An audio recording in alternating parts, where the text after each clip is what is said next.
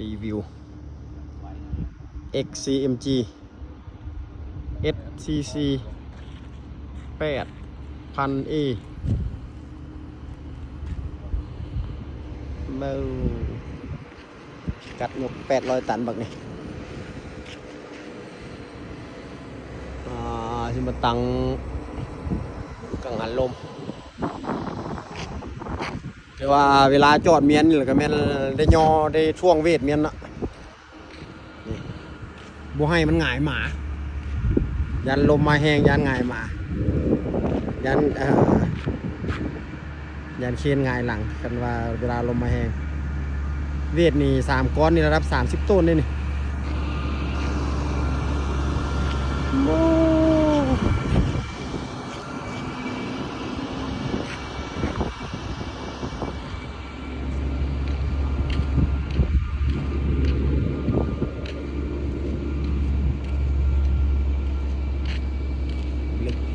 ลึกความใหญ่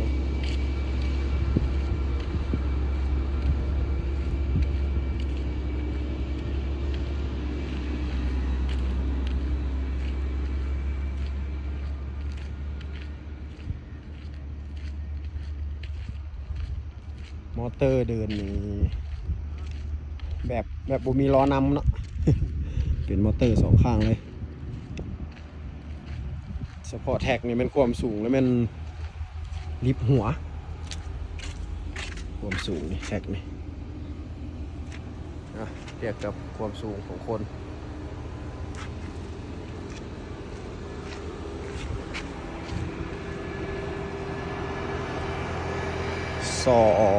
4 6 8 10 ก้อนเวทข้างละ10 ก้อนเป็น20ก้อนแล้วมาใส่เวทหลังนี่อีก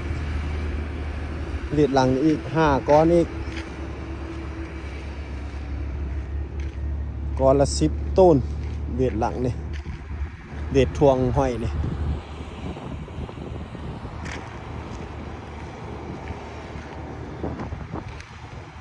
เวทตัวนี้ก็น่าจะก้อนละ10 ต้นคือกัน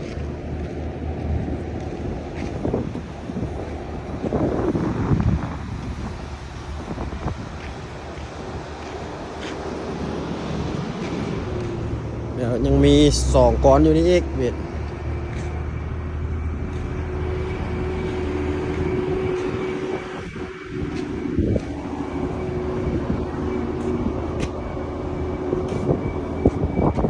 อันนั้นเป็นน็อตหลักน็อตคัดสลักเอวเนาะดาบกรอบเอวก็เลยยืมกรอบ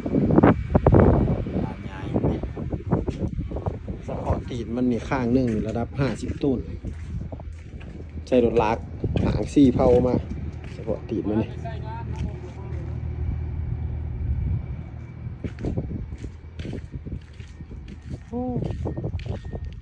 เลือกความใหญ่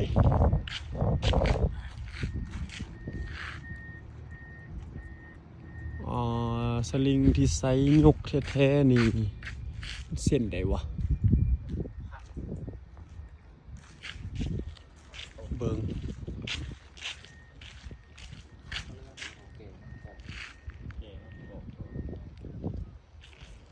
เตตีนมันรถคันหนึ่งแกมาข้างหนึ่งนะ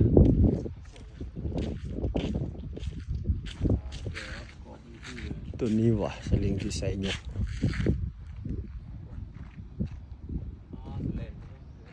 เบิงแม่นละโบแมนตัวนี้ทดลงมานี่ไปท้ายพอดีจะกลับลงมานี่อีกมีกอสลิงอยู่ในนี่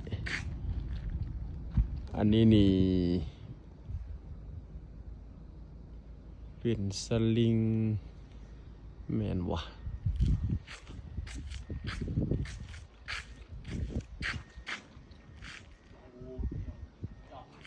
มันทดแบบเดียวว่าสลิงมันกอสลิงมันนี่เข้าใจเลย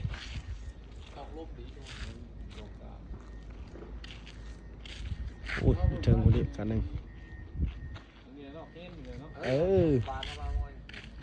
ประมาณ 4-5 คันเด้ออย่างนี้เบิ่งเด้ออย่างนี้คันหนึ่งย้อนคันหนึ่งอย่างนี้คันหนึ่งแล้วลงไปพุ่นอีกเหลียวมาที่เบื้องหน้าเฮืองก็เห็นนี่คือว่า2 คัน